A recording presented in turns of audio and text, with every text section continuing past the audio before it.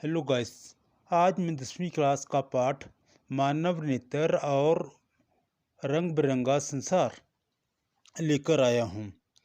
इस पाठ में हम मनुष्य की आँख, उसके बाग, उसके डिफेक्ट और उनको दूर करने के उपायों के बारे में पढ़ेंगे। जैसा कि आप जानते हैं कि मनुष्य की आँख एक बेशकीमती तोहफा है जो प्रकृति द्वारा मनुष्य को दी गई है। ये इम्पोर्टेंट इसलिए है क्योंकि ये हमें कलरफुल वर्ल्ड मतलब रंगीन संसार को देखने में सहायता करती है। इस प्रकार हम इस नतीजे पर पहुँचते हैं कि ये एक बहुत ही महत्वपूर्ण ज्ञानेंद्रिय है जिसके द्वारा हम संसार को देख सकते हैं। मनुष्य के अंगों की बात की जाए तो मनुष्य की आंख एक कैमरे की तरह काम करती है जिसकी इमेज एक रेटिना पर पड़ती है। रेटिना मनुष्य की आंख का एक भाग है। वैसे तो देखा जाए तो मनुष्य की आंख के कई भाग होते हैं, जैसे नर्व्स, ऑप्टिकल फाइबर्स, एक झिल्ली होती है, कई प्रकार के लिक्विड और इसके भाग होती हैं, और जहाँ पर छाया पड़ती है उसको बदलने में जो अंग सहायता करते हैं वो भी इसकी भाग होती हैं। मीन्स उस पर भाग से देखा जाए तो कई सैकड़ों जो हैं इसके भाग होती हैं, लेकिन हम मुख्य रूप से देखें तो उसके चार भाग होते हैं। इसका पहला भाग है रेटिना, दूसरा है कॉर्निया, तीसरा पीपल, चौथा है आइरिस। अब रेटिना को हम दृष्टि पटल भी कहते हैं, कॉर्निया को हम स्वच्छमंडल भी कहते हैं, आइरिस को हम परिचारिका भी कहते हैं और प्यूपल को हम पुतली भी कहते हैं। अब रेटिना की बात की जाए तो ये एक ऐसा भाग है जहाँ पर सबसे पहले प्रकाश की रोशनी हमारी आंखों पर पड़ती है और वहाँ पर इमेज बनती है, किसी भी पदार्थ की छाया बनती है। अब बात की जाए कॉर्निया की, स्वच्छ मंडल की, तो स्वच्छ मंडल एक प्रकार की झिल्ली है, यहाँ पर लाइट इंटर करती है। इसका मतलब ये हो गया, ये एक द्रव जैसा एक लिक्विड है, द्रव जैसा एक झिल्ली के आकार का है जो मनुष्य की गोलक के पीछे होता है। अब आइरिस की बात की जाए तो ये डायफ्राम होती है, मीन्स परिचारिका जो है एक डायफ्राम होती है, लेकिन ये पुतली को कंट्रोल भी करती है। इस प्रकार हम देख रहे हैं मनुष्य के भाग जो हैं एक दूसरे पर संबंधित भी हैं। जब भी लाइट मनुष्य की आंखों में पड़ती है तब ऑप्टिकल फाइबर्स, ऑप्टिकल नर्व्स एकदम से ही सक्रिय हो जाती हैं, ये एक्टिवेट हो जाती हैं और मनुष्य के दिमाग को सिग्नल पहुंचाना शुरू कर देती हैं कि क्या हो रहा है, क्या मीन्स कच्चा पदार्थ जो है, छाया के लिए कच्चा पदार्थ बन रहा है। अब ये सिग्नल जो है सिंथेसाइज होते हैं मनुष्य के दिमाग में जाकर कि माइक्रो सेकंडों में सिंथेसाइज होकर उसकी आंकड़ों की इमेज बनाते हैं और उन इमेज को हम अपनी आंखों से देखते हैं। ये सब कुछ इतनी जल्दी होता है कि हम नंगी आंखों से इसे देख नहीं सकते, माप नहीं सकते इसको। मीन्स ये माइक्रो सेकंड में होता है, सेकंड के लाखवें हिस्से में होता है।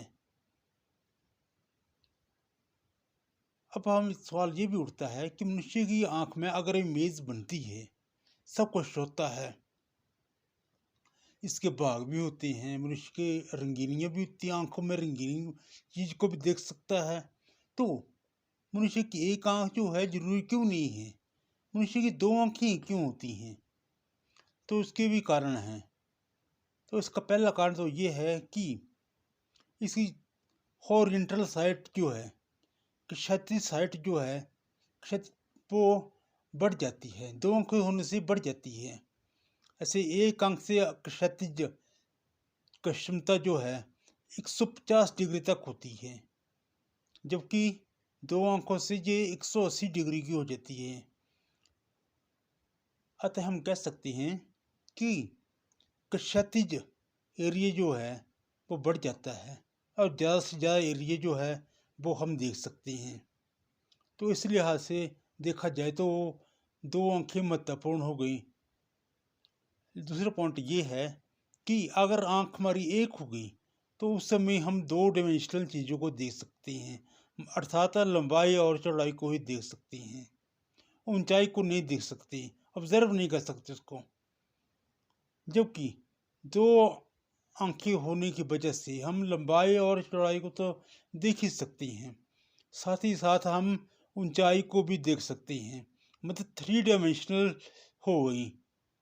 तो पहले बार में हम 2 डायमेंशनल देख रहे हैं, अगर आंख एक होगी तो हम सीन जो हमारे 2 डायमेंशनल होंगी, अगर आंख दो होंगी तो 3 डायमेंशनल को देख सकते हैं। तो यही जो दो कारण हैं जिनकी वजह से हमारे दो आंखें होती हैं। अब बात आती है अकोमोडेशन पावर की। तो अकोमोडेशन पावर जो है मनुष्य की आंख की वो पावर होती है जहाँ पर इमेज बनाने के लिए मनुष्य की आंख अकोमोडेट करती है। जब कभी जो है आंख में अचानक रोशनी जो है ज़्यादा आती है तो मनुष्य की पुतली सिकुड़ जाती है और कम आने पर फैल जाती है। ये अकोमोडेशन है और ये पावर अकोमोडेशन पावर कहलाती है। और हम देखते हैं कि मनुष्य की आंख जो है कुछ दूरी तक ठीक दिख सकती है। फॉर एग्जाम्पल मनुष्य की आंख हमेशा 25 सेंटीमीटर तक जो है बिल्कुल ठीक दिख सकती है। उससे पहले की जितनी भी चीज़ें हैं उनको ठीक ठीक नहीं दिख सकती। कभी कभी ये देखा गया है कि मनुष्य की आंख में कुछ डिफेक्ट भी होती हैं और ये डिफेक्ट मनुष्य की एज की वजह से भी हो सकते हैं या किसी की और कारणों से भी हो सकते हैं।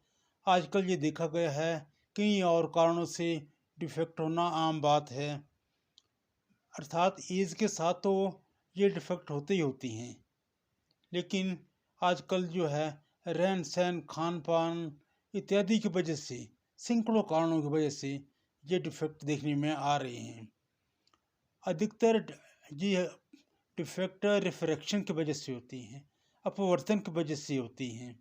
इनको हम कह सकते हैं हाइपरमेट्रोपिया या दीर्घ दृष्टि दोष भी होता है। मायोपिया ये भी एक दोष होता है जिसे हम निकट दृष्टि दोष कहते हैं। तीसरा है प्रेसोपिया जिसे जरा दृष्टि दोष कहते हैं।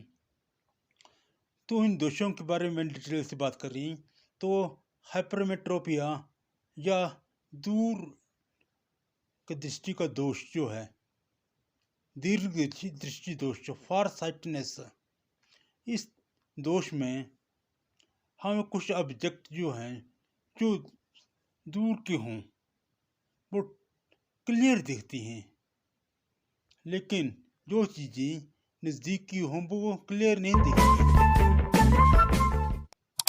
इसे हम उत्तर लेंस का प्रयोग करके दूर कर सकते हैं। अब दूसरा दोष है मायोपिया अर्थात नियर साइटनेस। इस दोष में नियर के ऑब्जेक्ट, नज़दीक के ऑब्जेक्ट जो हैं वो साफ साफ दिखते हैं लेकिन दूर के दिखते नहीं हैं। इन्हें हम अब्जल लेंस से दूर कर सकते हैं। अर्थात कहने का मतलब ये है हाइपरमेट्रोपिया को हम उत्तर लेंस से दूर कर सकते हैं, जबकि मायोपिया को हम अब्जल लेंस का प्रयोग करके दूर कर सकते हैं। अब तीसरा जो है वो है प्रेसोपिया, इसे कहते हैं हम जरा दूर दृष्टि। इस दोष में ना तो हम नज़दीक का साफ देख सकते हैं ना दूर का साफ देख सकते हैं, अर्थात नज़दीक और दूर दोनों का ही साफ नहीं देख सकते। इसलिए इसको दूर करने के लिए बाईफोकल लेंस प्रयोग करना पड़ता है। तो समरी में हम कह सकते हैं कि आई लेंस एक सेंसिटिव ऑर्गन होता है और प्रीशियस ऑर्गन होता है और इसको स्पेशल केयर देनी पड़ती है। अब इसके पार्ट की बात कर रहे हैं तो पार्ट्स इसके हैं रेटिना, कॉर्निया, प्यूपल, आइरस। फिर इसकी कम्युनिकेशन पावर की बात कर रही हैं, मतलब समंजन क्षमता की बात कर रही हैं। तो समंजन क्षमता देखने की क्षमता जो है उसको एडजस्ट करती है कि प्रकाश अगर ज़्यादा होगा तो जो आँख की पुतली जो सिकुड़ जाएगी, अगर प्रकाश कम होगा तो पुतली फैल जाएगी। अब हम डिफेक्ट की बात करते हैं, वो हैं मायोपिया, निकट दृष्टि, हाइपरमेट्रोपिया, दूरदृष्टि, प्रेस्बियोपिया, जरा दूरदृष्टि। ये तो हो गए इसके पार्ट। अब हम नेत्रदान के बारे में बात करते हैं। नेत्रदान एक महादान है जी, हमने पढ़ा हुआ है। ये बात हमें अखबारों में ही पढ़ती मिलती है या कहीं और भी पढ़ने को मिलती है। दोस्तों, एक अनुमान लगाया गया है कि डेवलपमेंट कंपनी जो डेवलपिंग कंट्रीज जो हैं, इनमें लगभग 4 लाख लोग इनकी आंखों की ज़रूरत है, उनमें आंखें नहीं हैं, उनको आंख दान दी जा सकती हैं। इनको दान हम मरने के बाद ही दे सकते हैं, अर्थात अगर हमारी मृत्यु हो जाए उसके 10-15 मिनट के बाद जो है इनकी आंखें निकाल ली जाएं तो वे दान हो सकते हैं। तो इसका भाग जो है कॉर्निया है वो दान दी जा सकता है, अन्य भागीदार दान नहीं दे सकते, उनका वो मतलब भी नहीं है। लेकिन सभी लोग दान नहीं कर सकते। जैसे अगर आप मोतीबिंद से परेशान हैं तो आप दान नहीं कर सकते। अगर आप किसी इन्फेक्शियस डिसीज से परेशान हैं तो आप दान नहीं कर सकते। अगर आप किसी ऐसी बीमारी से परेशान हैं जो इन्फेक्शियस है तो आप दान नहीं कर सकते। अगर हम लमसम में कहा जाए तो मनुष्य की